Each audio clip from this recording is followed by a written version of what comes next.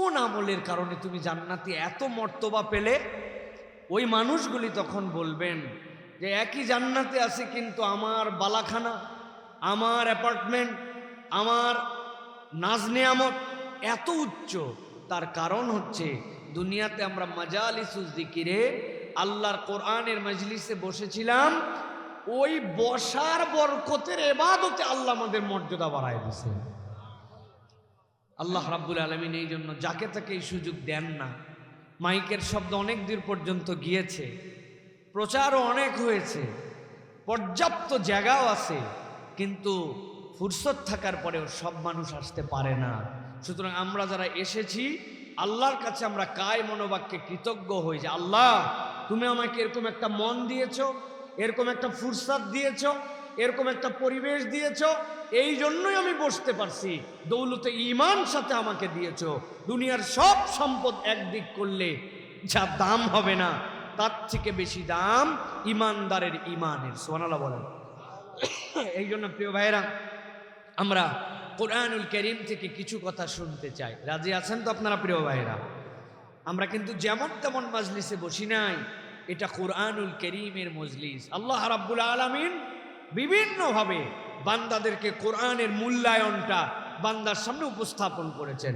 কোরআনুল কারীমের 29টা সূরা এরকম আছে যেই সূরার শুরুতে আল হুরুফ আল মুকাত্তাআত ব্যবহার করা হয়েছে, যেইগুলার শুরুতে আলিফ লাম মিম, আলিফ লাম র, হা মিম, ইয়াসিন, এইরকম করে আল্লাহ রাব্বুল আলামিন ছোট্ট ছোট্ট কয়েকটা অক্ষর দিয়ে আল্লাহ রাব্বুল আলামিন হুরুফ দিয়ে আল্লাহ কথা শুরু করেছেন। কিন্তু বিস্ময়ভূত হতে হয়, এই 29টা সূরার মধ্যে 26টা সূরা যেখানে আল্লাহ রাব্বুল আলামিন ওই রকম আলিফ লাম মিম, হা মিম, ইয়াসিন, আলিফ লাম র এইগুলা বলার পরে 26টা সূরাতেই আল্লাহ রাব্বুল আলামিন এরপরে কোরআনের পরিচয় উপস্থাপন করেছেন। কি ব্যাপার, কি ঘটনা, এর মধ্যে কি নিগূঢ় রহস্য আছে?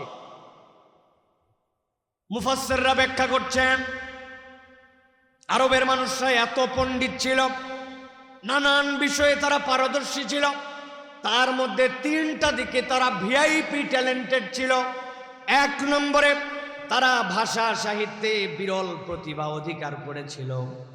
এমন ধরনের কবিতা লিখতে পারত, এমন ধরনের উপন্যাস লিখতে পারত, এমন ধরনের আরবি গান লিখতে পারত যেইটা বিস্ময়ভূত তখনকার মানুষ হতো। 2 নম্বরে তারা যুদ্ধবিদ্যায় পারদর্শী হয়েছিল, এমনভাবে তারা যুদ্ধ করত, নানান কৌশল অবলম্বন করত যেইগুলা তৎকালীন সময়ে মানুষের বিবেকের মধ্যে কুলাতো না। আর 3 নম্বর, ওই সময়ের মানুষরা শিল্প সাহিত্য চর্চা এইটার মধ্যে নিজেদেরকে এমনভাবে নিমজ্জিত করেছিল, নিজেদের অর্থবিত্ত এগুলাতে খরচ করে দেওয়াকে তারা কিছুই মনে করত না। আল্লাহ রাব্বুল আলামিন ওই সময়ে কোরআনুল কারীম অবতীর্ণ করলেন, যেই সময় খানায় কাবার মধ্যে প্রত্যেক বছর 60টা করে কবিতা ঝুলাই দিত, যেইগুলাকে আসসাবায়ে মুআল্লাকা বলা হতো। ওই 7 কবিতা সাবায়ে মুআল্লাকা, যার কবিতাটা খানায় কাবায় উঠত, হজের মৌসুমে মানুষ এসে এসে দেখতো এখনকার নোবেল পেলে যেই রকম মর্যাদা, তখন তার কবিতা উঠলে ওই রকম মর্যাদা। আল্লাহু আকবার। বুঝানোর জন্য বলছি, কিন্তু যেই কবিতাগুলা খানায় কাবায় ঝুলাতো, নিচে দিয়ে লিখে দিত মুলাহাজা, মানে বিশেষ দ্রষ্টব্য। কি দ্রষ্টব্য? বলে যদি আমরা আমাদের সাধ্যের মধ্যে নির্বাচন করে শত শত কবিতার মধ্যে থেকে সুন্দর কবিতা দিয়েছি, কিন্তু যদি এর মধ্যে কোনো ভাষার দুর্বলতা হয়, পংক্তিমালার যদি বিন্যাসে কোনো পার্থক্য হয়, অর্থগুলার মধ্যে যদি কোনো অসঙ্গতি দেখতে পান, আমাদেরকে জানাইলে আমরা কারেকশন করে দিব। তারা এটা লিখে দিত নিচে দিয়ে। কিন্তু আল্লাহ রাব্বুল আমিন ওই মানুষগুলা যারা এত পাণ্ডিত্য অর্জন করলো, আল্লাহ তাদেরকে এবার ব্যাককল বানায় দিলেন। আল্লাহ রাব্বুল আমিন কোরআনুল কারীম অবতীর্ণ করলেন, আলিফ লাম মিম। আল্লাহ রাব্বুল আমিন জানতে চাইলেন, তোমরা তো তোমার কবিতামালার মধ্যেও বিভিন্নভাবে তোমরা অক্ষরের ব্যবহার তারাও করতো, কিন্তু 3টা 4টা 5টা অক্ষর ব্যবহার করা হলো। বলো তো আলিফ লাম মিম মানে কি, ইয়াসিন মানে কি, হামিম মানে কি, তোহা মানে কি? ওই মানুষেরা যারা এত জ্ঞানশীল ছিল সবগুলা ব্যাককল হয়ে গেছে। এই উপস্থাপনা তো তারা কখনো দেখে নাই। আল্লাহ রাব্বুল আলামিন এরপরে 26টা সূরার শুরুতে বলতেছেন, বান্দা তোমারে আমি আটকায় দিলাম, তুমি স্বীকার করলে ওয়াল্লাহু আ'লামু বিমুরাদিহি, আল্লাহ এর অর্থ সবচেয়ে ভালো জানেন, কিন্তু আমি পরিচয় দিলাম ইয়াসিন মানে জানো না, কিন্তু পরের পরিচয়টা ওয়াল কুরআনিল হাকিম, আলিফ লাম মিম, এর পরের পরিচয়টা কোরআন হচ্ছে যালিকাল কিতাবু লা রাইবা ফি, এমন কিতাব যাতে সন্দেহ নাই। আমি আল্লাহ তোমাকে বললাম আলিফ লাম র মানে কি জানো না, এরপরে বললাম তানজিলুল কিতাব, এটা আল্লাহর পক্ষ থেকে আসা কিতাব। আল্লাহ মূলত বুঝাতে চান বান্দা তুমি অক্ষম, কিন্তু আমি কোরআনুল কারীম দিয়ে তোমাকে আবার সক্ষম বানাতে চাই। যারা কোরআনের মধ্যে ঢোকে, কোরআনকে ভালোবাসে, কোরআনকে অনুসরণ করে, আল্লাহ তাদেরকে সফল বানায়া দিবে। আল্লাহ রাব্বুল আলামিন কোরআনুল কারীমের 31 নম্বর সূরা সূরা লোকমান, মক্কায় অবতীর্ণ সূরা, মাত্র 34টা আয়াত। এমন এক পণ্ডিতের ব্যাপার আল্লাহ সেখানে বলতেছেন, যেই লোক নবী ছিলেন কিনা এটা নিয়ে অনেক কথা আছে, কিন্তু তিনি জ্ঞানী ছিলেন, এমন লেভেলের জ্ঞানী ছিলেন যার কথা আল্লাহ কোরআনে আলাদা করে সূরা দিয়ে অবতীর্ণ করেছেন। আল্লাহ ওই পণ্ডিত ব্যক্তির কথাগুলাকে আনার আগে আল্লাহ কোরআনুল কারীমের শুরুতে বলছেন আলিফ লাম মিম, মানে জানো না তুমি, এইটার অর্থ কি তোমরা জানো না, কিন্তু আমি এরপরে কোরআনের পরিচয় দিচ্ছি, তিলকা আয়াতুল কিতাবিল হাকিম।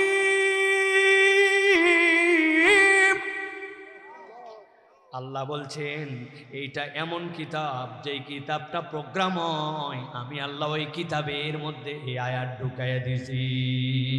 আল্লাহ বলছেন এই কিতাবের কাজ জানো নাকি, হুদাও ওয়া রাহমাতাল লিল মুহসিনিন, দুনিয়ার বুকে যারা মুহসিনের অন্তর্ভুক্ত হবে, আল্লাহ বলছেন এটা হচ্ছে তাদের জন্য পথ প্রদর্শক, এটা হচ্ছে তাদের জন্য আল্লাহর পক্ষ থেকে গাইডেন্স। সুবহানাল্লাহ। আল্লাহ বলছেন এবার মুহসিন কারা, তাদের পরিচয় কি? আপনার এলাকায় মুহসিনকে যদি বলা হয়, ওই উত্তর পাড়ায় যে বাড়ি আছে না, দরজা লাল রঙের করা, সামনে একটা লিচুর গাছ আছে, ওই হচ্ছে মুহসিন। আপনার আমার পরিচয় এইটা যদি মুহসিন নামের ব্যক্তিকে খুঁজতে যাওয়া হয়।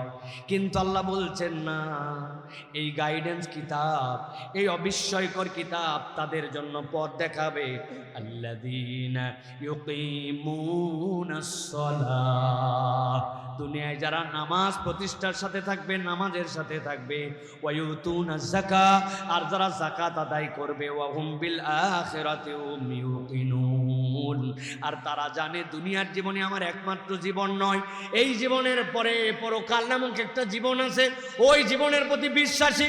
আল্লাহ বলছেন এই 3 গুণ যে আছে, আমি আল্লাহ তাকে মুহসিন বলে ডাক দিলাম।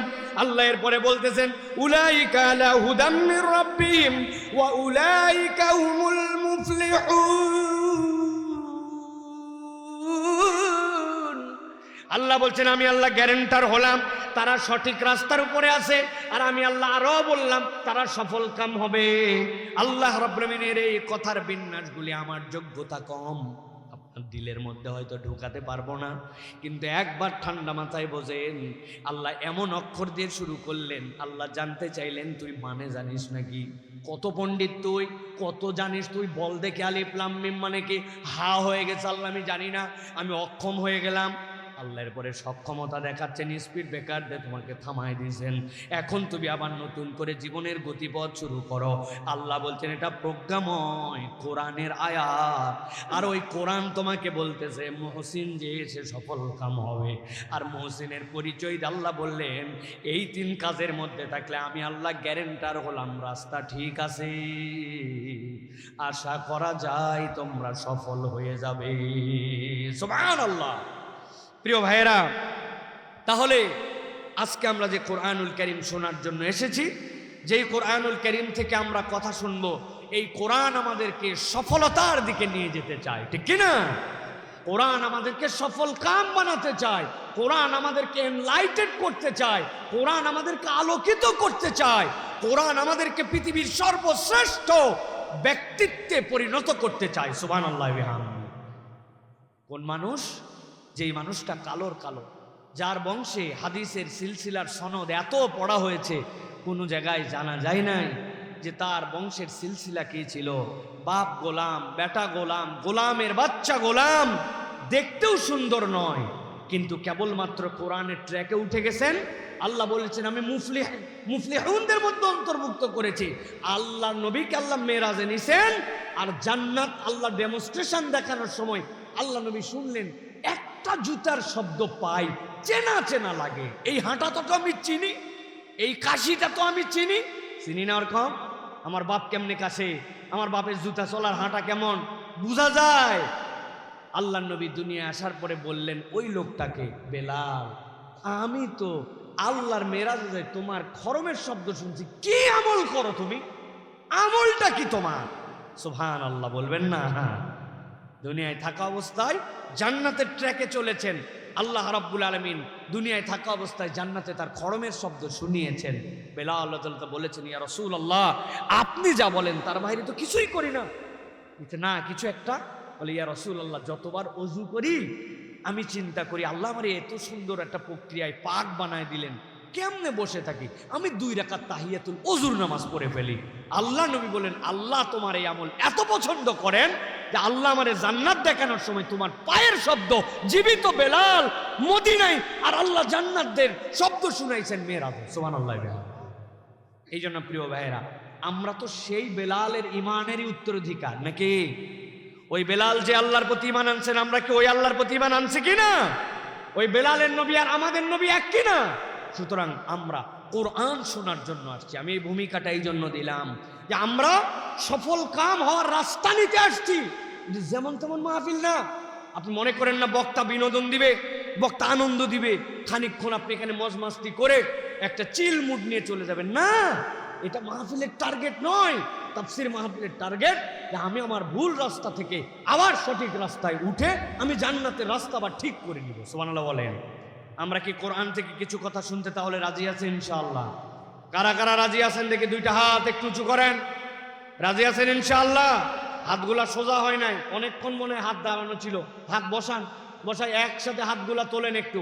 মুরব্বীদের সব মাপ, আপনি দাঁড়িয়েওয়ালা মানুষ, আপনারা আমি জোর করে কেমনে হাত উঠাতে বলবো?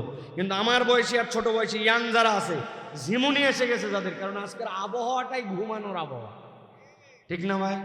সারা দেশ গরম, আরে তানোরে দেখি এসি, কি ঠিক না? আল্লাহ রাব্বুল আলামিন একটা চমৎকার ওয়েদার আমাদেরকে দিয়েছেন। 2টা হাত টান টান করে 60 করে তুলে নেবা সোজা। ওই যে টেবিলে বসে যারা টাকা তুলতেছেন চাচা, আপনারাও আমাদের সাথে হাত সোজা করেন। 2 হাত, এই ভাই এই 1 হাত নামান, আর 2 হাত তুলে কি 1 হাতের ভরে আবার দিয়েছেন। সোজা করছেন সবাই, সোজা টান করেন, টান। ওই লোকটা কি আমাদের সাথে ঘুমায় গেছে নাকি চেক করেন তো বাবা। ওই যে মোবাইল চাপতেছে না কি করতেছে, ওই যে পিছনে চেয়ারে, হ্যাঁ কি করে, এই কি করেন? হাত তোলেন, হ্যাঁ সোজা করেন। চোখ কিন্তু আমার ভালো আছে, দেখছেন আপনি কিন্তু অন্ধকারের মধ্যে, তাও দেখে ভালো হয়েছে। আচ্ছা আলহামদুলিল্লাহ, হাত সোজা করছেন সবাই। এবার পিছন দিকে একটু টানা দেন জোরে জোরে, হ্যাঁ এবার একটু সামনে দেন, এবার একটু সোজা করেন, আবার এবার একটু ডানে দেন, এবার একটু বামে দেন, এবার ঝাড়া দিয়ে সোজা করেন, করে এবার গলাটা পরিষ্কার করেন, সোজা করেন। আর ডানে বামে তাকায় দেখেন কারা কারা হাত তোলে নাই। এগুলো মনে রাখতে হবে তো, তোলেন। দেখেন বয়স কম তাও হাত তোলে নাই, মুরব্বীদের সব মা হাত সোজা হয়েছে সবগুলা, গলা পরিষ্কার হয়েছে। এবার বুক বরাবর হাত না নেই বরাবর। এবার আমরা এটা তানোরের ইতিহাস ব্রেক করা একটা তাকবীর দিতে চাই। পারবেন ইনশাআল্লাহ? পারবেন ইনশাআল্লাহ? বাহিরে যারা আছে তারা আগামী 1 বছর পস্তাবে যে এই তাকবীর আমি দিতে পারি নাই। পারবেন ইনশাআল্লাহ?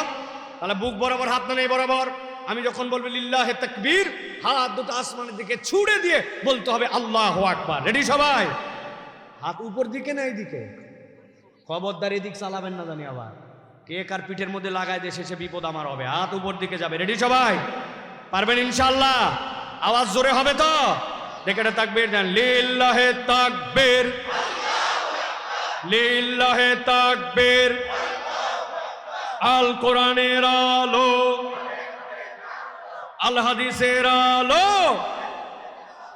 তোমার নেতা আমার নেতা, তোমার নেতা আমার নেতা, আলেম ওলামা যেখানে, আল্লাহর আইন যেখানে, কোরআন সুন্নাহ যেখানে, গান বাজনা যেখানে, হারাম অন্যায় যেখানে, 2 নম্বরই যেখানে, চান্দাবাজি যেখানে, লিল্লাহে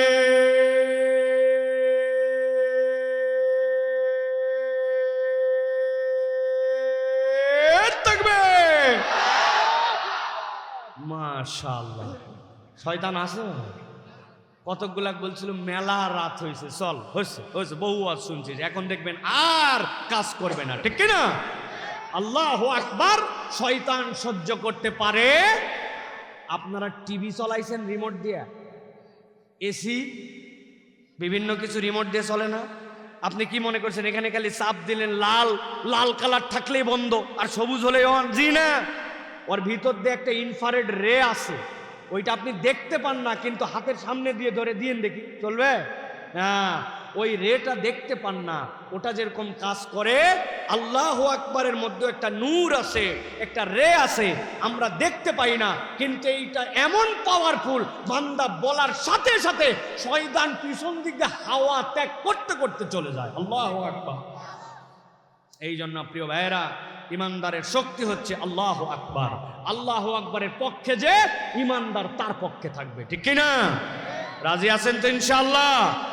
তাহলে চলেন আমরা কোরআন থেকে কিছু কথা শুনি ইনশাআল্লাহ। একজন জবান বন্ধ রাখবেন না, একদম কোরআনুল কারীমের মধ্যে ঢুকবো আমরা। আল্লাহর শেখানো পদ্ধতিতে তাউজ তাসমিয়া পড়ে আমরা একদম চমৎকারভাবে ঢুকবো। সকলে আস্তেই হোক আর জোরেই হোক, কিন্তু জবানটা ছেড়ে দিয়ে মা বোনরা যারা আছেন আস্তে মৃদু কণ্ঠে, আপনারাও এদিক সেদিক না ফিরে আপনারা মুতাওয়াজ্জহ হন কথার দিকে। সকলে চলেন কোরআনে ঢুকে আমার সাথে পড়েন, আউযু বিল্লাহি মিনাশ শাইতানির রাজিম, বিসমিল্লাহির রাহমানির রাহিম। ওয়ালাউ তারা ইয উকিফু আলান নারি ফাকালু ইয়া লাইতানা নুরাদ্দু ওয়ালা নুকাযযিবা বিআয়াতি রাব্বিনা ওয়া নাকুনা মিনাল মুমিনিন। সাদাকাল্লাহুল আযীম। ছোট্ট 2টা প্রশ্ন করব, এরপরে আমরা আলোচনায় প্রবেশ করব। সেটি হচ্ছে, এই দুনিয়ায় যে জীবনে আমরা আছি, এ বিষয়ে আমাদের বিশ্বাস আছে কিনা যে দুনিয়ার জীবন একদিন আমি চাই বা না চাই, আমি আল্লাহকে মানি বা না মানি, আমি ইমানদার হই বা বেঈমান হই, আমাকে এই দুনিয়ার জীবন একদিন শেষ করতে হবে। এটাকে আমরা বিশ্বাস করি? আপনি সবাই করি, তারপরেও আমি আপনাদের জানার স্বার্থে জিজ্ঞাসা করলাম, একটু উত্তর দেন, আমরা কি এটা বিশ্বাস করি? ভাই, বিশ্বাস না করলেই কি সমস্যা? বিশ্বাস না করলেও কিছু যায় আসে না। আল্লাহ কোরআনে চ্যালেঞ্জ দিয়ে রাখছেন, কুল্লু নাফসিন যায়িকাতুল মাউত। অনেকেই আমাদের সাথে ডিবেট করতে আসে কোরআনের এই বিষয়, আপনার সাথে কথা আছেন বলে মতো কথা নাই, আগে একটা আয়াত সমাধান করে তারপর আলোচনায় আসো। আল্লাহ বলছে জীবন আছে যার, মরণ আছে তার, তুই বেটা 250 বছর বাইসে থাক, তারপরে দেখা হবে তোর সাথে। তুই কোরআনের এই আয়াতে অস্বীকার করতে পারিস না, বাকি তোর সাথে কিসের কথা? ঠিক না? সব কথা তো আমি বুঝবোই না। আল্লাহ সব কথা বুঝলে তো আমার আর আল্লাহর মধ্যে পার্থক্য থাকতো না। তো কিছু কথা তো বুঝবো না, ব্যাককল এই কথাটা বুঝছি, এটার সাথে তুই আমার সাথে একমত হ। আয় কয় হুজুররা ঘাড় তেরা, তাদের সাথে কথা বলা যায় না। আসলে তুমি হচ্ছে ব্যাককল, ঠিক কিনা প্রিয় ভাইরা? তাহলে আমাদের মৃত্যু আছে। 2 নম্বর জিজ্ঞাসা, মৃত্যুর পর আল্লাহর সামনে একদিন আমাদেরকে উঠতে হবে। উঠার পরে পুঙ্খানুপুঙ্খ আল্লাহর সামনে হিসাব দিতে হবে। এই দল হচ্ছে প্রকৃত ইমানদার। এটা কি আমরা বিশ্বাস করি কিনা? বিশ্বাস করে আলহামদুলিল্লাহ। তাহলে আল্লাহর সামনে উঠবো এবং আল্লাহর কাছে আমাদের যেতে হবে। কিন্তু আজকে আমি আপনাদের সামনে যে বিষয় আলোচনা করতে চাই, আল্লাহর সামনে যে আমরা উঠবো, সব মানুষ আল্লাহর সামনে একভাবে উঠবে না। আল্লাহ এত রহমান, আল্লাহ কোরআনুল কারীমের মধ্যে এটা জানাই দিয়ে রাখছেন, কিয়ামত হয় নাই, বিচার ফয়সালা হয় নাই, মানুষও উঠে নাই।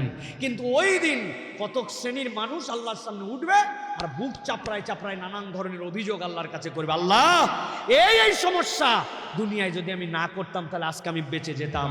কোরআনে এরকম আল্লাহ রাব্বুল আমিন স্পেসিফিক 9টা বিষয়ের আলোচনা করেছেন। আজকে আমরা আলোচনা শুনবো 3টা গ্রুপের, যারা আল্লাহর সামনে উঠবে আর বিভিন্ন কারণে আফসোস করবে।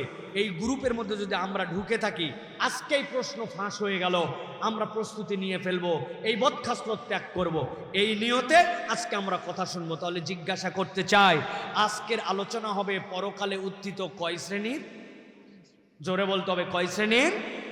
একসাথে শব্দ করে বলতে হবে। ও ভাইয়েরা, দুপুরে যারা ভাত খাইছেন তারা খালি কথা বলেন, কয় শ্রেণীর? হাতগুলো এরকম করে রেডি করেন, আমি যেই জিজ্ঞাসা করব কয় শ্রেণীর, হাত ঠাস করে তুলে দেখাতে হবে 3 শ্রেণীর। কয় শ্রেণী? সব হাত ওঠে নাই, হাত নামান, একসাথে তোলেন। কয় শ্রেণী? এই পিছনের যুবকেরা হাত উঠতেছে না তোমাদের? ওই যে খয়েরি কালারের জামা পরে, হ্যাঁ কেবল তুলছো, হাত নামাও আরেকবার, একসাথে তোলো। কয় শ্রেণী? জোরে করে বলো, কয় শ্রেণী? আলহামদুলিল্লাহ। বলবেন হুজুর কি শুরু করলেন আপনি, উই আইসে হাত তোলাই লাগবে, মানে কি? ভাই আমার বয়স কম, আবার একবারে কম না, দেখতে ছোটখাটো মানুষ, একবারে কম বয়স না। মাহফিল 17তম। আমি যদি আমাদের অতিথিদেরকে সাক্ষী রেখে বলতে চাই, 16তম মাহফিলে আপনাদের শেষ দিনের প্রধান আলোচক কোন সাবজেক্টের উপরে আপনাদেরকে কথা বলে গিয়েছিলেন? একটু দয়া করে যে কোনো 2 জন 4 জন হাত তুলে আমাদেরকে জানান কি সাবজেক্ট ছিল। হুজুর এগুলো তোমার বাড়িতে নিয়ে যায়নি ওয়াজ, আপনি হুদামিস আবার সাবজেক্ট শুনতে চাচ্ছেন। ঠিক একই রকম আগামীকালকে আপনারা চায়ের দোকানে যেয়ে বলবেন, গতকালকে সাইফুল্লাহ ভাই আসছিল, ফাটাফাটি ওয়াজ। একজন বলছে, ভাই আমি আসতে পারিনি, রাজশাহীর কাজে আটকায় গেছিলাম। কি ফাটালো? বলছে তা বলতে পারবো না, কিন্তু ফাটাইছে। এই আলোচনা আছে না? না, এই ফাটায় কি লাভ ভাই বলেন? এই যে 17তম মাহফিল, লাখ লাখ টাকা খরচ, আপনারাই আপনাদের পকেটের টাকা দিলেন, ওয়াজ যদি বাড়িতে না যায়। এই জন্য বাড়িতে নিয়ে যাওয়ার জন্য আমি যত কায়দা কানুন আছে আপনাদের কাছে কষ্ট দেওয়ার জন্য এটা করতেছি। আগামী কাল থেকে এই ওয়াজটা আমরা নিজের একজন বক্তা হয়ে যেতে পারি। বেশিক্ষণ কথা বলবো না, একদম সংক্ষিপ্ত কিন্তু গুরুত্বপূর্ণ 3টা বিষয় আপনাদের কাছে কথা বলবো। তাহলে পরকালের আলোচনা হবে কয় শ্রেণীর ব্যাপারে? মাশাআল্লাহ, একটু মনোযোগের সাথে চলেন আমরা কোরআনের মধ্যে প্রবেশ করি। আল্লাহ রাব্বুল আলামিন সূরা আনামের মধ্যে নবীজি সাল্লাল্লাহু আলাইহি সাল্লামকে বলছে, ও আমার হাবিব, দুনিয়ার বুকে যখন আপনাকে দ্বীনের দাওয়াত দিতে দেওয়া হলো, আপনার প্রতি যখন আয়াতে কারিমা দেওয়া হলো, ওয়ানদির আশিরাতাকাল আকরাবিন, আপনি নিকটদের মধ্যে, আত্মীয়দের মধ্যে দ্বীন প্রচার করতে শুরু করেন।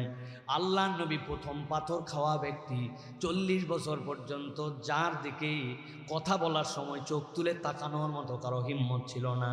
এত শরীফ মানুষ, এত ভদ্র মানুষ, এত মুআদ্দাব মানুষ, বউকে বিশ্বাস করে না, বাপকে বিশ্বাস করে না, ভাইকে বিশ্বাস করে না। আল্লাহর নবীকে বিশ্বাস কেমন করে? যেই দিন হত্যা করবে বলে 11টা গোত্র থেকে সিদ্ধান্ত নিয়ে 11 জন দাঁড়াইছে, ওই দিনও তারা জানে যে হত্যা করে ফেলতে পারি, কিন্তু আমানত যেইগুলা দিছে ওইগুলার খেয়ানত হবে না। একবার হিসাবটা একটু মিলানোর চেষ্টা করেন। যারা সবাই মিলে সিদ্ধান্ত নিতে এই লোককে দুনিয়াতে বিদায় করবে, তাহলে উচিত ছিল তারা আমানতগুলা নিয়ে নেওয়া, কিন্তু আমানত পর্যন্ত নেয় নাই। হযরত আলী রাদিয়াল্লাহু তাআলা আনহুকে নবীজি মুয়াক্কিল বানাই দিয়ে গেছেন। বুঝানোর জন্য বলছি, ওই নবীকে পাথর নিক্ষেপ করেছে, সাহাবায়ে কেরামকে কষ্ট দিয়েছে। খাব্বাবের কষ্ট, খোবায়েবের কষ্ট, সাইয়েদনা বেলালের কষ্ট কে জানে না? আল্লাহ বলছেন এইগুলো আপনি দেখেছেন ইয়া রাসূলুল্লাহ, কিন্তু কিয়ামতের দিন আপনাকে একটা ভিন্ন দৃশ্য দেখাবো। ওয়ালাউ তারা, আপনি ওই দিন যদি দেখতেন। এইটার ব্যাখ্যায় মুফাসসিররা বলছেন আল্লাহ রাব্বুল আমিন নবীজিকে মাকামে মাহমুদে বসাবেন। আল্লাহ যেরকম সামনে পুরোটা কিয়ামতের ময়দান দেখতে পাবেন, আল্লাহ এমন মর্যাদায় আপনার আমার নবীকে বসাবেন, হাসরের ময়দানটা নবীজি সাল্লাল্লাহু আলাইহি ওয়াসাল্লামের সামনে উন্মুক্ত হয়ে যাবে। উম্মতেরা বিভিন্ন নবীর কাছে যাবে, শেষ পর্যন্ত আমার নবীর কাছে আসার পরে আল্লাহ নবী সাল্লাল্লাহু আলাইহি ওয়াসাল্লাম সিজদায় পড়বেন। আল্লাহ যখন বলবেন মাথা উঠান, এরপরে নবীজি প্রথম সুপারিশ করবেন, যেই সুপারিশের দ্বারা কাফের, মুশরিক, হিন্দু, বৌদ্ধ, নাসারা সবাই বেনিফিটেড হবে। হিসাবটা অন্তত শুরু করেন। এইটা সুপারিশ হচ্ছে প্রথম সুপারিশ। আল্লাহ রাব্বুল আমিন বলছেন ওই দিনে আল্লাহ রাব্বুল আমিন যখন আপনাকে বসাবেন, আপনাকে আল্লাহ একটা দৃশ্য দেখাবেন। কি দেখাবেন? আল্লাহ বলছেন ওয়ালাউ তারা ইযু কিফু আলান নারি ফাকালু ইয়া লাইতানা নুরাদ্দু ওয়ালা নুকাযযিবা বিআয়াতি রাব্বিনা। আল্লাহ বলছেন যখন জাহান্নামীদেরকে জাহান্নামের সামনে হাঁকায় নিয়ে আসা হবে, জাহান্নামের সামনে দাঁড়ানো মাত্র ফুতিয়াতা বোয়া বোয়া জাহান্নামের দরজা খুলে যাবে, খেয়ে ফেলতে যাবে, পাসওয়ার্ড মিলে গেছে। আল্লাহ বলবেন দাঁড়াও, তারা কি যেন বলতেছে একটু শোনো তো। সব জাহান্নামীরা জাহান্নামের সামনে বলতে শুরু করবে ইয়া লাইতানা, আমাদের বড় আফসোস। কেন তোমাদের আফসোস? সাথে সাথে বলবে নুরাদ্দু, যদি একবার সুযোগ পাইতাম আমরা দুনিয়ায় ফেরত যেতে চাই। আওয়াজ দিয়ে বলতে হবে হাসরের ময়দান থেকে কি দুনিয়ায় ফেরত আসা যাবে? তোমরা তো জানো তাহলে হাসরের ময়দান থেকে দুনিয়ায় আসা যাবে না। কেন দুনিয়ায় যেতে চাও? চিৎকার করে তারা বলতে শুরু করবে এমনি এমনি তো যেতে চাই না। ওয়ালা নুকাযযিবা বিআয়াতি রাব্বিনা ওয়া নাকুনা মিনাল মুমিনিন। দুনিয়ায় আমাদের দুইটা অপরাধ ছিল। আল্লাহ তোমার কত আয়াত আমরা মানছি আর কত আয়াত আমরা মানি নাই। তোমার আয়াতকে আমরা অস্বীকার করছিলাম আর আমরা পূর্ণ ইমানদার হতে পারি নাই। এবার খালি দুনিয়ায় পাঠায় দেখো আমরা পূর্ণ ইমানদার হয়ে তারপরে ব্যাক করব। সুযোগ থাকবে তো? এখন আমাদের কাছে যদি জিজ্ঞাসা করা হয় আমরা তো ইমানদার এখানে, কিন্তু আমরা কেউ এরকম আছি কিনা যে আমরা আল্লাহর আয়াতকে অস্বীকার করি? আছি নাকি? কথা বলতে হবে, আছি নাকি? বলছে আওয়াজ করে নাই, কিন্তু একটু হিসাব মিলাই তো। আমি দুইটা লোক চিনি তানোরের অঞ্চলের, তাদের পরিচয়টা আপনাদের কাছে দিয়ে যায়। আল্লাহ রাব্বুল আমিন জুমার দিনের জন্য ঘোষণা দিয়েছেন ইযা নুদিয়া লিস-সালাতি মিন ইয়াউমিল জুমআ ফাসাউ ইলা যিকরিল্লাহ। যখন জুমার আযান হয়ে যাবে ব্যবসা বন্ধ, দোকানপাট বন্ধ, ধান লাগানো বন্ধ, মাঠের ঘাস তোলা বন্ধ, পুকুরের মাছ ধরা বন্ধ, গোয়ালের কাজ করা বন্ধ। আল্লাহ বলছেন ফাসাউ ইলা যিকরিল্লাহ, আল্লাহর জিকিরের জন্য দৌড় দাও। হাঁটাহাঁটি করা যাবে না, দৌড়ায় মসজিদে চলে যাও। আল্লাহ সালাতের কথা বলেন নাই, জিকিরের কথা বলছেন আগে, সালাত পরে। কিন্তু এই বান্দা এত ব্যস্ত আল্লাহর দেওয়ার সময় আল্লাহরে হাইকোর্ট দেখাইছে, দেখায় আসে না আসে না আসে না, আসছে সোয়া একটার সময়, তাও মসজিদে ঢোকে না। মসজিদের সামনে দাঁড়ায়া ফেসবুক ঠেলে, ইউটিউব ঠেলে, শীতের দিনে রোদ পোয়ায়। তারপরে যেই খবর পাইছে মুয়াজ্জিন ডাক দিছে কদ কামাতিস সালাহ, শিশুর কাটে দৌড় দিছে, এক জুতা মসজিদের বারান্দায় আরেকটা ভিতরে।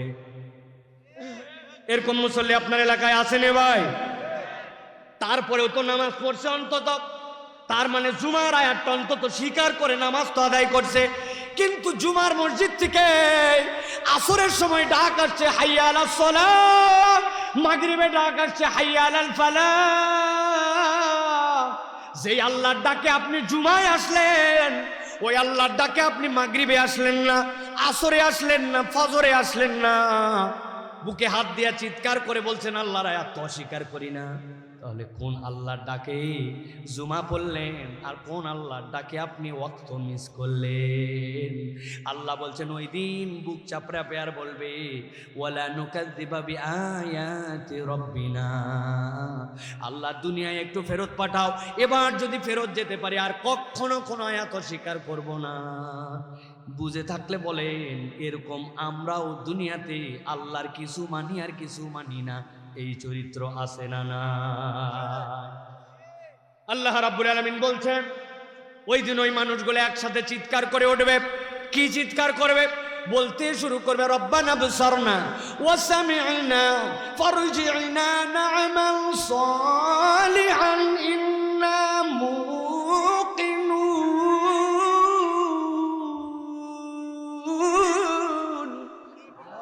এই রব্বুল আলামিন, তুমি তো আমাদেরকে জাহান্নামের আযাব এখন দেখাই ফেলছো। এইটা নিয়ে আমাদের কত না কনফিউশন ছিল। তানোরের মাহফিলে বছরকে বছর শুনছি, হুজুরের মুখে শুনছি, কোরআন পড়ছি, বুঝছি, অর্থ সেখান থেকেও কিছু কিছু জানছি, কিন্তু আল্লাহ আমাদের ঈমান মজবুত হয়েছিল না। রব্বানা আবসারনা, আল্লাহ আজকে তো তুমি আমাকে দেখায় ফেলছো, ওয়া সামি'না, গর্জন তো আমি শুনে ফেলছি, এই রব একটু সুযোগ দাও, একটু সুযোগ দাও। কি সুযোগ? ফারজি'না, আমাদের একটু দুনিয়ায় ফেরত পাঠাও। এই তোরা তো দুনিয়ার থেকে এখানে আসছিস, কেন আবার যেতে চাস? বলবে আল্লাহ একটা কেবল কাজ করার জন্য যেতে চাই, নামাল সলিহা, আমল নামার হিসাব মেলে নাই, নেক কাজের পাল্লাটা হালকা, আল্লাহ এবার ফেরত পাঠাও, আমরা পূর্ণ ঈমান দিয়া ঠিক ঠিক করে নেক কাজ করে বাম্পার করে আসব। সুযোগ থাকবে তো? থাকবে না। আল্লাহকে বলবো, আল্লাহ ধান কাটার সিজন ছিল, তুমি তো জানো না ওই সময় না কাটলে কত ঝামেলা। আমের মুকুলের মধ্যে ওই সময় বিষ মারার সময় ছিল, মাল কাচ্চা মারে ওই সময়, জোরের সময় যদি ফস করে যায় নামাজ পড়ি, তুমি তো জানো না আল্লাহ আমের গুটির কত ক্ষতি হতো। আছে না? না, আমার আল্লাহ বলছেন কিয়ামতের দিনে যাওয়ার পরে এই কথাই তুই বলবি, আল্লাহ ফেরত পাঠাও, ফেরত পাঠাও, আমি এবার যাওয়ার পরে নেক কাজ করে বাম্পার বাম্পার করে ফেলবো। আল্লাহ বলছেন ওই দিন কায়েম হয় নাই, তোমাকে ওই দিনের মুখামুখিও করা হয় নাই, কিন্তু নবী আপনি জানাই দিয়ে রাখেন আপনার উম্মত যেন এই আফসোসের অন্তর্ভুক্ত না হয়, ঠিক কিনা?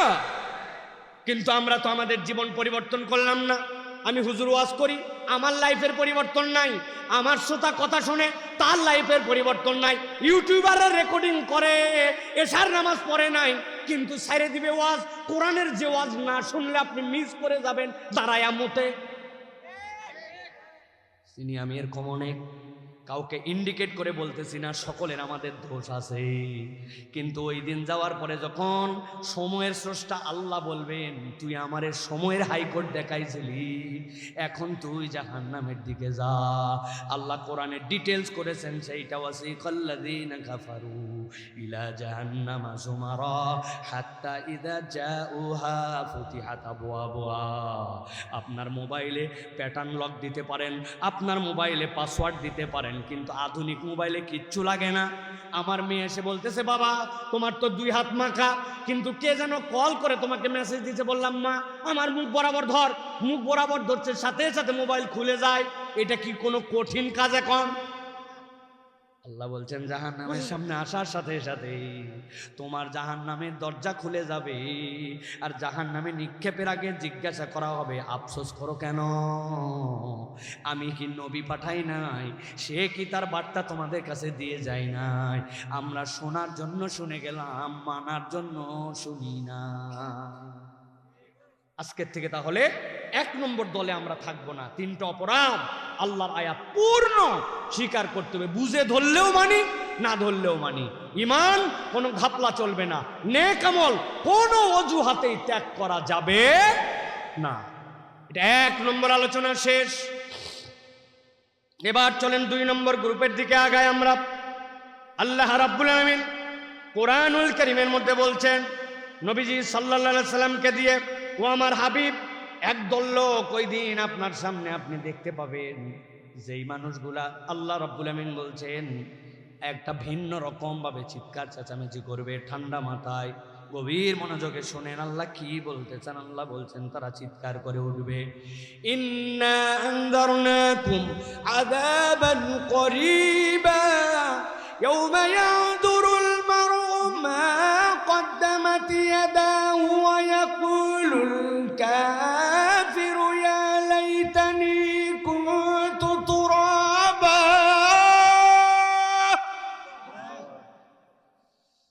আল্লাহ বলছেন 1 শ্রেণীর লোক আল্লাহর সামনে হাজির হয়ে যাবে, ইন্নান যারনাকুম আযাবান করিবা, আল্লাহ রাব্বুল আলামিন তাদের সামনে আযাবগুলোকে হাজির করে দিবেন। আল্লাহ বলছেন ইয়াউমা ইয়ানজুরুল মার'উ মা কদ্দামাত ইয়াদা। এই তরুণেরা, যুবকেরা, ইয়াং ম্যানেরা ভালো করে বোঝো, আল্লাহ বলছেন সে অগ্রে কি পাঠায় আসছে সবগুলা হাতে পেয়ে গেছে, পেলে কি হবে এখন হিসাব তো মিলে না। কেমনে হিসাব মিলে না? ছোট্ট একটা উদাহরণ দেই, সারা জীবন মনে রাখবেন। আপনারা ইন্টারনেট ব্যবহার করেন, ডাটা ইউজ করেন মোবাইল থেকে, এরকম লোক আছে না? না, আপনি যেই কোম্পানির মোবাইল ব্যবহার করেন ওই কোম্পানি অফার দিছে আগামী 24 ঘন্টার মধ্যে মোবাইলে 110 টাকা যদি থাকার এইটা যদি এত এত নম্বরে সেন্ড করেন 1 মাস মেয়াদি 100 জিবি ইন্টারনেট আপনাকে দিবে। অফারটা কি ভালো না মন্দ? ভালো 110 টাকা। আরে এটা বলার জন্য বললাম, ওরা বাপ দাদার জন্মে দিবে না, ওরা হাওয়ার ব্যবসা করে চুষে খায়, ঠিক কিনা? কিন্তু ধরেন 110 টাকায় আপনাকে অফার দিবে, আপনি মোবাইলের সাথে সাথে চেক করছেন, এই সিমটা আপনি 3 বছর ধরে ব্যবহার করেন, চেক করে দেখেন আপনার মোবাইলে আছে 109 টাকা 90 পয়সা। লাগবে কত? 110 টাকা লাগবে। শর্ট কয় পয়সা? আওয়াজ দিয়ে বলতে হবে, কয় পয়সা শর্ট? 10 পয়সা শর্ট আপনার। আপনি চিন্তা করছেন বিগত 3-4 বছর ধরে মোবাইল ব্যবহার করতেছি, আগামী 3-4 বছরও করবো, এটা আমার প্রিয় নাম্বার, হাজার হাজার টাকার মধ্যে ঢুকাইছি, 10 পয়সা নাই, তাই কি ব্যাপার হইতে নাকি? নাম্বার চাপছেন, 100 জিবি ইন্টারনেট নেওয়ার জন্য অমুক নাম্বারে পাঠায় দিয়েছেন, সাথে সাথে আপনার মোবাইলের মধ্যে মেসেজ রিপ্লাই আসছে, you have not sufficient balance, please recharge, then you will try again. আপনার মোবাইলে পর্যাপ্ত ব্যালেন্স নাই, আপনি পর্যাপ্ত ব্যালেন্স ঢুকায় তারপরে আবার চেষ্টা করেন। কত বড় বেয়াদব! 109 টাকা 90 পয়সা আছে, আর আমারে কই ব্যালেন্সই নাকি নাই। শর্ট ব্যাক করলাম আর 10 পয়সা। আপনি এই সিম অনেকদিন ব্যবহার করছেন, আগামীতেও করবেন, কিন্তু এইগুলো একটা আবেগও কাজ করবে না। 10 পয়সা শর্ট থাকলে আপনি প্যাকেজ পাবেন না, কথা ঠিক কিনা? আমার আল্লাহ বলছেন এইটুকু বোঝো আর এইটা বোঝো না।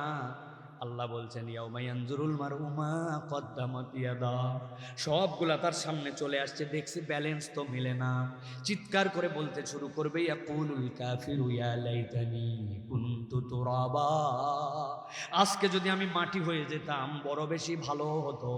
নবী বলছেন এত কিছু থাকতে মাটি হতে চাইলো কেন? মুসনাদ আহমদের হাদিসের মধ্যে আল্লাহ নবী বলছেন তার একটা কারণ আছে। দুনিয়ার বুকে কতকগুলা ভেড়া, দুম্বা, কতকগুলা পশু একসাথে চলাফেরা করছিল, চলাফেরা করার সময় একটার শিং লম্বা লম্বা আর একটার শিং ওঠে নাই, খাওয়ার সময় গুতাগুতি করে, যেইটার শিং উঠছে ওইটার শিং নাই, যেটা ওইটারে গুতায়, দেখছেন না?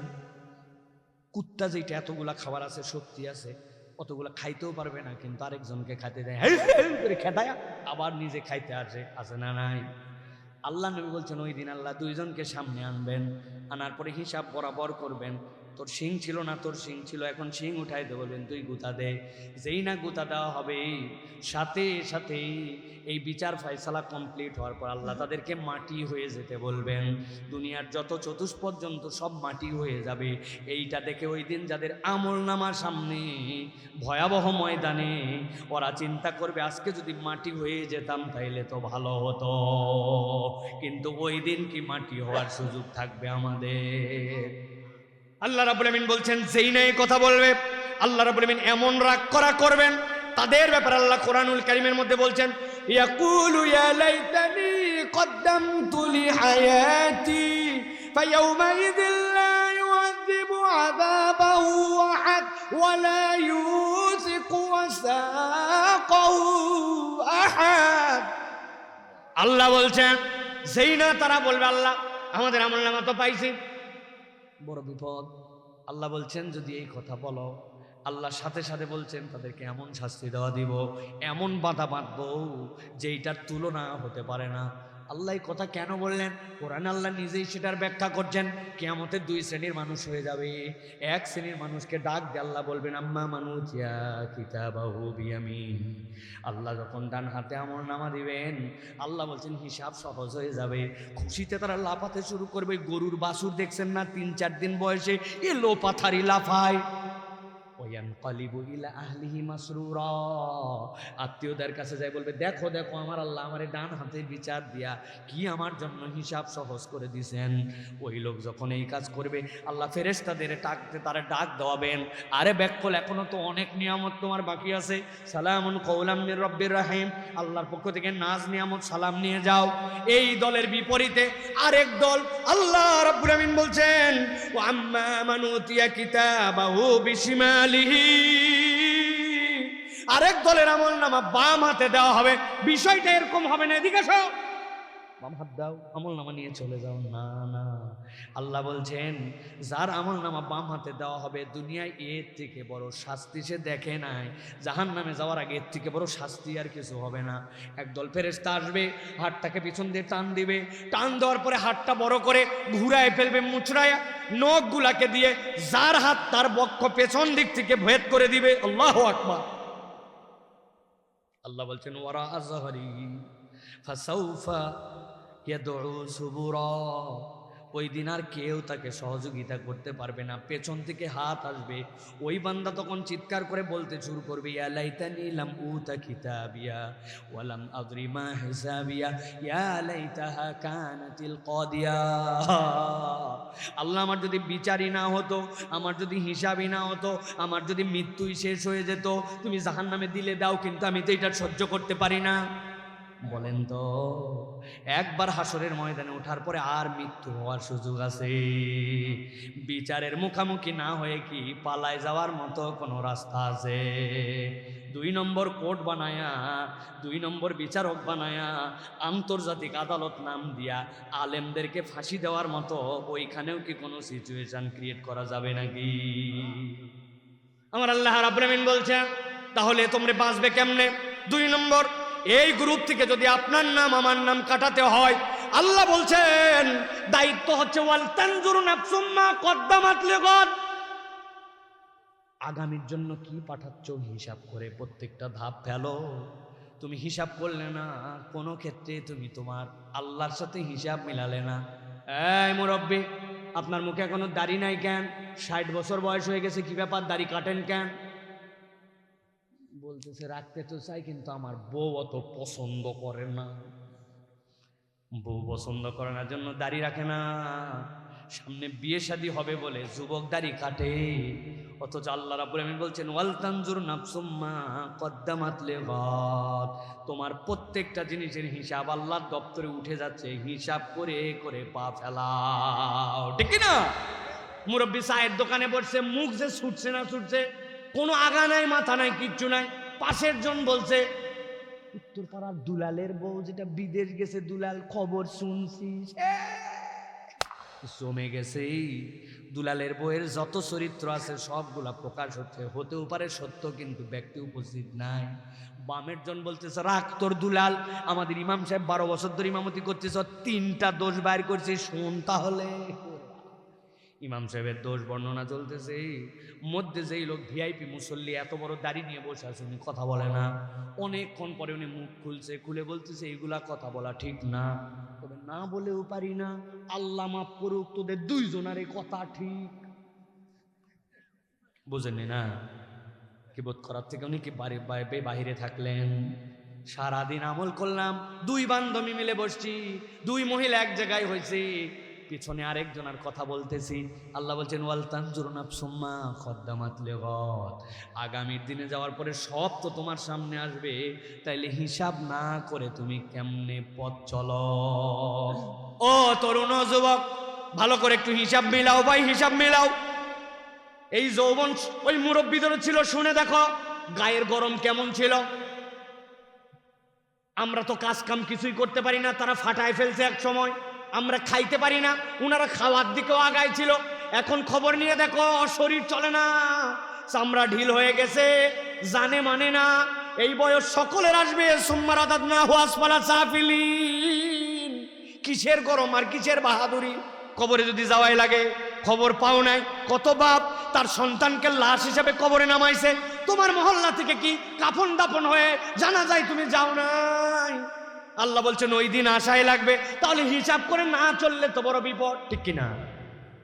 এই জন্য প্রিয় ভাইয়েরা, 2 নম্বরে মনে রাখতে হবে এই দলে আমার নাম যেন না ওঠে, আমি যেন বেহিসাবি মুসলমান না হই। হিসাব নাই, যেমন ইচ্ছা তেমন চলি, আমার জীবন আমার স্টাইলে আমি চলাবো, তাই নাকি? আহা, এত বড় দাড়িওয়ালা আপনাদের এলাকায় আছে কিনা জানি না। একজন আসরের নামাজের পর তার কাছে গেছে, যাই বলছে চাচা মসজিদ মনে আসলে, বলছে হ্যাঁ 1000 টাকা ভালো লাগবে। বলছে বাপ টাকা হাতে নাই, সর ডিস্টার্ব করিস না। বলছে বাবা বড় বিপদে পড়ছে, 1000 টাকা দেন। বলছে বললাম টাকা নাই, বেয়াদবি করিস আবার। বলছে আমি তো না জানি আপনার কাছে আসি না। আজকে কি বার? বুধবার। 1000 টাকা দেন, আল্লাহ মাসালে শনিবারে 1250। বলছে ব্যাককল কোথাকার মানুষ, হাতের টাকা নিয়ে ঘোরে, বাড়ির চল। বাড়িতে নিয়ে গেছে, 1000 টাকা দিয়ে বলছে লাগলে আরো চা। তোর চাষি আম্মাও বসে নাই, বাড়িতে বসতে কি করবে, সেও খাটাচ্ছে টাকা, লাগলে আরো 1000 দেওয়া যাবে, তবে যা করবি তাড়াতাড়ি কর, ছোট দিনের বেলা মাগরিবের আজান হচ্ছে, আমি কিন্তু জামাতের নামাজ ধরবো। আসরের নামাজ পড়ে আসে, দাদনে টাকা লাগায়া সুদে টাকা হাওলাত দিয়া মাগরিবের নামাজ আবার জামাতে পড়তে চায়। এরকম মুনাফিক মার্কা মুসলমান আছে না নাই? আপনার এলাকা আছে? তুমি হিসাব করে চলো। ওয়াল তানজুর নাফসুম মা কদ্দামাত লিগাদ, আল্লাহর সামনে তোমার দাঁড়ানো লাগবে, ওই দিন হিসাব বরাবর করা লাগবে, সব আমলনামা সামনে চলে আসবে। পণ্ডিতি করছে, নবীজি 1450 বছর আগে আসছিল, ব্যাংক ছিল না, বিমা ছিল না, ইন্টারনেট ছিল না, ট্রেড ছিল না, ইম্পোর্ট এক্সপোর্ট ছিল না, এখন সব কিছুতে একটু সুদ লাগে, যাহা সুদ উহাই মুনাফা। এই পার্টি আছে না নাই? যাইও, যাওয়ার পরে আল্লাহ খিল্লাটি ধরায় দিবে একবারে। এই জন্য প্রিয় ভাইরা, হিসাব করে চলেন। আপনি মালখাস মারার আগেও হিসাব করেন, আমার আল্লাহ বলছে পুরুষের সতর নাবির উপর থেকে হাঁটুর নিচে, আমি কোন অজুহাতে মালখাসটা মারলাম, হিসাব করেন। আল্লাহ হিসাবের খাতায় লিখবে, লিখবে আল্লাহ। অপরের বাচ্চা একটু উন্নতি করে গেছে, আপনার জলে, অপরের মেয়ের বিয়ে ভালো জায়গায় হয়েছে, আপনার মন কুসকুস করে, আছে না নাই? কেউ দেখে না, কিন্তু আলিমুম বিজাতিস সুদূর, অন্তরের এই হিংসা বিদ্বেষের খবরও রাখে। আপনার পার্টি করে না, দল করে না বলে আপনি ওরে দেখতে পারেন না, আল্লাহ জানে, জানে কিনা? তাহলে এটা 2 নম্বর গ্রুপ। এই গ্রুপের মধ্যে আমাদের কখনো ঢোকা যাবে না। আজকের শেষ আলোচনা, শেষ পয়েন্ট, তরুণ যুবকদের জন্য, ইয়ানদের জন্য আল্লাহ যেন কোরআনুল কারীমের মধ্যে বিশেষায়িতভাবে বলতেছেন, একদল লোক বড় বিপদে কিয়ামতের দিনে উঠবে। আল্লাহ বলছেন, নবী আপনি জানায় দেন, তারা হাত দুইটা এরকম করবে, করার পরে নিজের বুকের দিকে নিবে, নেওয়ার পরে কপালের মধ্যে চাপড় মারবে আর বুকের মধ্যে চাপড় মারবে। হাসরের ময়দানে সবাই দেখবে এরা কপাল চাপড়ায় আর বুক চাপড়ায়, আর মুখ দিয়ে একটা কথা বলতে শুরু করে দিয়েছে, ইয়া ওয়াইলাতা লাইতানি লাম আত্তাখিজ ফুলানান খলিলা। হায় আফসোস, হায় কপাল পোড়া আমি যদি উমুককে বন্ধু না বানাতাম, আমি যদি উমুকের সাথে বন্ধুত্ব না করতাম। আল্লাহ বলতেছেন ফুলান, উমুকটা, এই উমুকের জন্য আজকে আমার এই বিপদ। আল্লাহ ফেরেশতাদেরকে বলবেন, এই সন্তোষ হন, উমুকের নামে এত দোষ দেয় কি? আমাদের কারো কি উমুক নামে বন্ধু আছে? না, এই উমুকটা শূন্যস্থান, সেইটা আপনিও হতে পারেন, আমিও হতে পারি, আমার সাথে সাথে বন্ধুত্ব সেও হতে পারে, অথবা যার সাথে আমার বন্ধুত্ব তার জন্য আমিও হতে পারি। কথা শোনেন ভালো করে। আল্লাহ রাব্বুল আমিন বলতেছেন, জিজ্ঞাসা করো তো এই উমুককে কত গালাগালি করে কেন? শীতের দিনে ওরে পুকুরের মধ্যে লাথ্থায় পানিতে নামাই দিয়েছিল নাকি? ওর কি হওয়া ধানের উপরে মই দিয়ে কি ধান নষ্ট করছিল নাকি? কি ক্ষতি করছে? চিৎকার করে সে বলতে শুরু করবে, লাকাদ আযাল্লানি আনিয যিকরি বা'দা ইয জাআনি ওয়া কানা আশ-শাইতানু লিল ইনসানি খাযুলা। আল্লাহ আমারে শীতের দিনে গোসল করায় নাই, ও আমার পাকা ধানে মই দেয় নাই, ও আমার টাকা মেরে খায় নাই। কি করছিল? লাকাদ আযাল্লানি আনিয যিকর, আই রব, আমি তো মায়ের পেটের থেকে দৌলতে ঈমান নিয়ে আসছিলাম, কোরআনের রাস্তা পেয়ে গিয়েছিলাম, হেদায়েত তো পেয়ে গেছিলাম, আল্লাহ কোরআনের পথ তো চিনেই ফেলছিলাম, কিন্তু আমার ওই বন্ধু আল্লাহ সে আমাকে কোরআনের রাস্তা থেকে নামায় দিয়েছিল, আর আমি শয়তানের ধোকায় পড়ে গেছিলাম। কেমনে? এই বন্ধু আপনাকে কেমনে ধোকা দিল? 2-1টা উদাহরণ দেই, মেলে নাকি দেখেন তো তানোরের সাথে। দোস্ত দুইজন একসাথে ঘরে, বলছে দোস্ত বিড়ি ফাঁকে যায় খাবি, বিড়ির গন্ধ আমি সহ্য করতে পারি না, কিন্তু বন্ধুত্ব নষ্ট করে নাই। বিড়ি করে সাথে 10 দিন ঘুরছে, ঘোরার পরে যেই না ওই ছেলে বিড়ি ধরাইছে, বলছে তোর পরে কিন্তু ফার্স্ট কল আমি, মানে এরপরে আমি টানবো। 10 দিনের দিনে বিড়ি যেইটার গন্ধ সহ্য করতে পারতো না, বিড়ি করের সাথে থাকতে থাকতে বিড়ি কর হইছে। এরকম নজির আছে না নাই? আপনি জানেন না, গলির মধ্যে সিপার মধ্যে মারে, এবার ঈদের সময় বলছে, দোস্ত কি এক বিড়ি খাওয়াস, কোনো দমই আসে না। বলছে বুদ্ধি পাইছি, এই যে বিড়ি দিয়ে গেলাম, তুই খালি ভিতরের মাল ফেলা, আমি আসতেছি। উনি টান দে জায়গা মতো গেছে, পুরি একটা নিয়ে আসছে, নিয়ে আসে ব্লেড দিয়ে কুচকুচ করে কাটে ওর মধ্যে ঢুকাইছে, ঢুকাই বলছে এবার টাইনে দেখ। সুন্দর করে প্যান্ডেল বানাইছে চারিদিক দিয়া, ভিতরে ডেক বক্স লাগাইছে, ডিস্টি ডিস্টি ডিস্টি ডিস্টি ডিস্টি ডিস্টি। আর ওদিকে উনি টান দিচ্ছে আর বলছে এক টানেতে যেমন তেমন, দুই টানেতে রাজা। তানোর অঞ্চলে উহার নাম গাঁজা। যেই বন্ধু বিড়ির গন্ধ সহ্য করতে পারতো না, হাসির কথা বলছি না, আপনি খবর নিয়ে দেখেন, সহবতে যাওয়ার কারণে ও গাঁজাখোর হয়েছে, নেশাখোর হয়েছে, মাদকাসক্ত হয়েছে, এরকম লাখ লাখ নজির আছে, ঠিক না? আপনি আপনার বেটার খবরটা নিয়েন, সোফা ভেঙে গেল কেন? পাশার মধ্যে অত গ্যাটিস দিয়ে দিয়ে তার মানি ব্যাগ দিয়ে পাশা উঁচু করা লাগে কেন? খবর নিয়ে দেখেন কি যেন টানে, ঠিক কিনা? আপনি বোঝেন না এখনো। ও নেশা করতেছে, স্পিড খাওয়ার নাম করে, অমুক খাওয়ার নাম করে বিভিন্ন হারাম জিনিস খাইয়ে ফেলতেছে, আপনি খবরই জানেন না।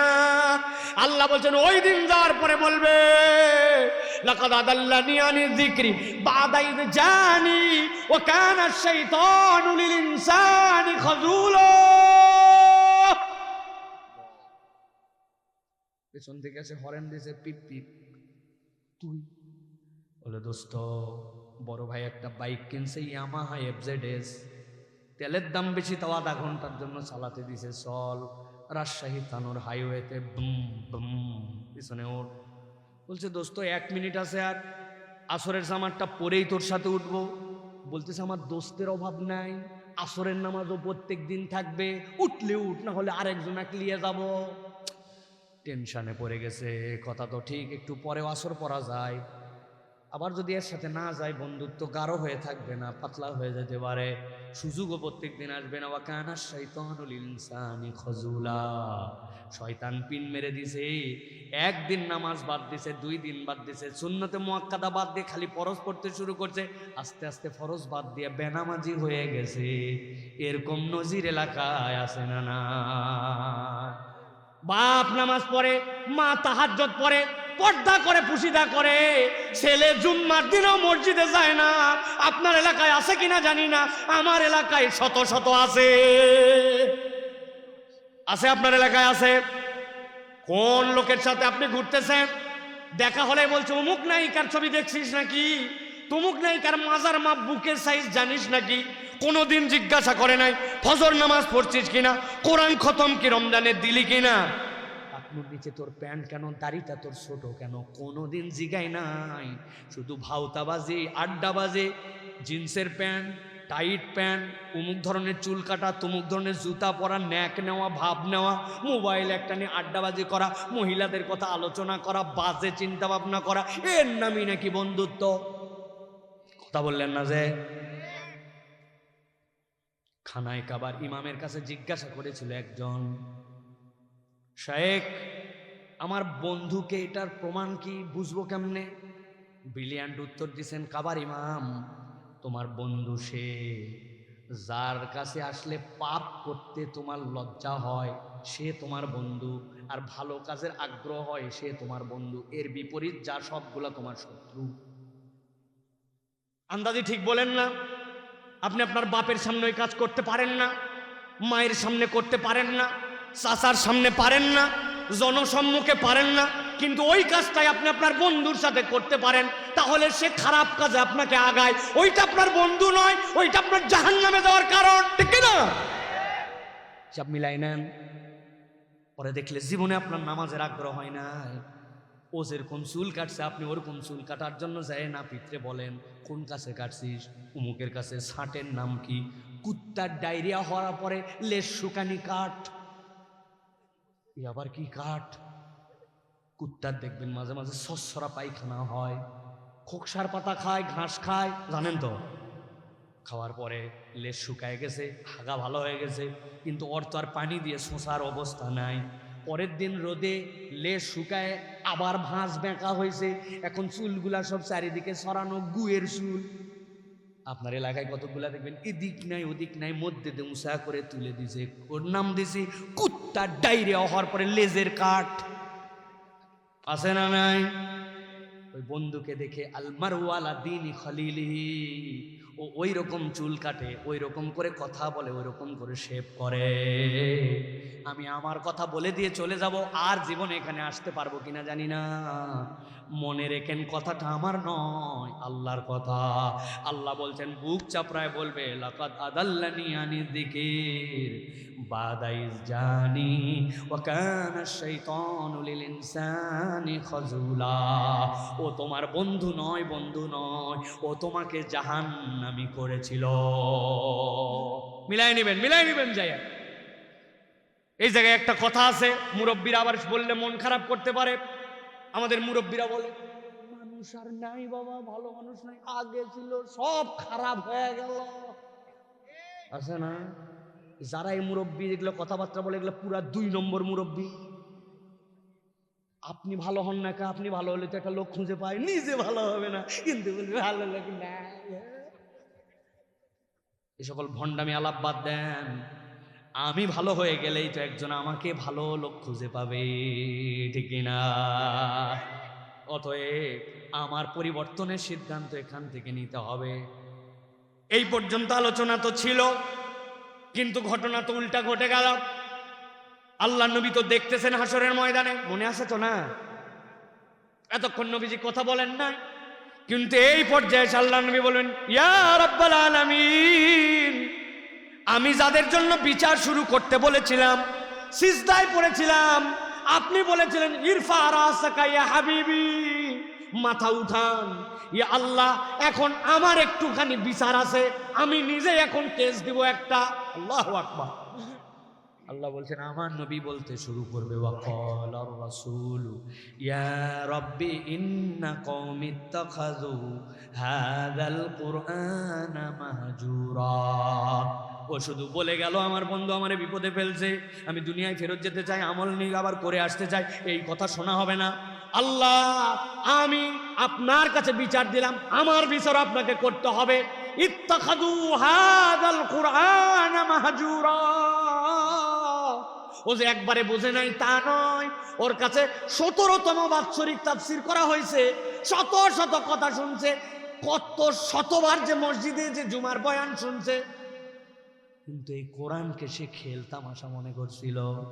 শুনলেই কেন না, শুনলেই কি আসমান থেকে তো আর ঠাটা পড়ে না। আমি নামাজ না পড়লেই তো বিঘাতে 20 মণের নিচে আমার ধান হচ্ছে, এরকম না। আমি যদি আখ লাগাই, কুষার লাগাই, আমি বেনামাজি হলেই কি আমার কুষার তিত হয় নাকি? কিছুই তো হয় না। সমস্যা কোথায়? আমি আমার স্টাইলে চলছি।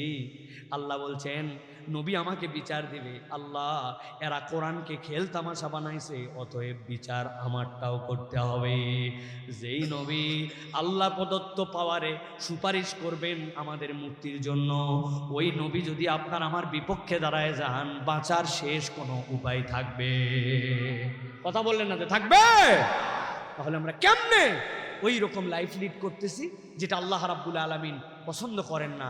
30 রোজা পর্যন্ত হিজাবি, ঈদের দিন উনি 3 পিস। কি 3 পিস? আরেক পিস কই দেখাই তো যায় না, ওটা একটা দড়ির মতো পেঁচায় পিছনে ফালাই দিছে। কোথায়? আপনি মরা বাড়িতে গেলে পর্দা করে যান, আর আপনি যখন বিয়ে বাড়িতে যান তখন এমন অবস্থা করে যান, ওইটা কোন আর মানব সভ্যতায় মুসলিম তরুণী, মুসলিম মহিলা ওরকম করে চলতে পারে না। কেমনে আমি নবীর স্টাইলে চললাম? কথাটা কে না? হ্যাঁ, ঈদের দিনে মাঠ ভরে গেল, জুম্মার দিনে ভরে গেল, অন্যদিন নামাজ বাদ দিলেন, কি হিসাব করে, কোন বিবেচনা করে? একটু হিসাব করে চলা লাগবে ভাই। তাহলে এই 3 দলের আলোকে আমি 2 লেয়ারে আপনাদের কাছে কথা বলেছি। প্রথম লেয়ারে বলেছি, কোরআন আমাদেরকে হেদায়েত দিতে চায়, মুহসিনিন বানাতে চায়, আলোকিত মানুষ বানাতে চায়, সফল বানাতে চায়। কোরআন কাউকে বিফল করার জন্য আসে নাই, সেই কোরআনের পক্ষের লোক আমরা, ঠিক কিনা? আর দ্বিতীয় লেয়ারে বলেছি, আল্লাহর সামনে আমাদেরকে দাঁড়াতে হবে, আল্লাহর সামনে আমাদেরকে উঠতে হবে।